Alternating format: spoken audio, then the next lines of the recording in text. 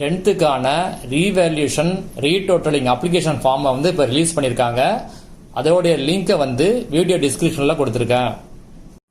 Revaluation பண்ணும்போது mark குறைய வாய்ப்பு இருக்கா அப்படின்னா கண்டிப்பாக வாய்ப்பு இருக்கு. அதை வந்து ரீவேல்யூஷன் அப்ளிகேஷன்ல நீங்கள் பார்க்கலாம். இப்போ நீங்கள் ஸ்க்ரீனில் பார்க்குறது ரீவேல்யூஷன் அப்ளிகேஷனில் உள்ள 3 பாயிண்ட்ஸ். இதில் செகண்ட் பாயிண்ட் என்ன சொல்லியிருக்காங்க அப்படின்னா, on revaluation if increase or decrease in marks occur, the same will be affected in both ways.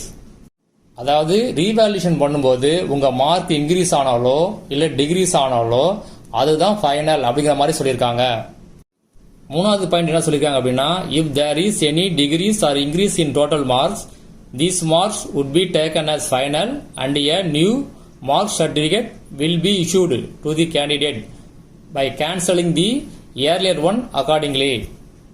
அதாவது என்ன சொல்லியிருக்காங்க அப்படின்னா, உங்க மார்க் இன்க்ரீஸ் ஆச்சுன்னா இல்ல டிகிரீஸ் ஆச்சுன்னா என்ன மார்க் வருதோ அந்த மார்க் தான் ஃபைனல், அதுக்கான மார்க் சர்டிபிகேட் தான் மார்க் ஷீட் தான் இஷ்யூ பண்ணுவோம் அப்படின்னு கிளியரா சொல்லியிருக்காங்க. ஆல்ரெடி எங்க அப்ளை பண்றது, எப்படி அப்ளை பண்றது, எந்த டேட்டுக்குள்ள அப்ளை பண்ணணும் அப்படின்னு சொல்லி வீடியோ போட்டிருக்கேன். அந்த வீடியோட லிங்கை கூட இந்த வீடியோ டிஸ்கிரிப்ஷன்ல கொடுத்துருக்கேன். ஒரு தடவை செக் பண்ணி பார்த்துங்க.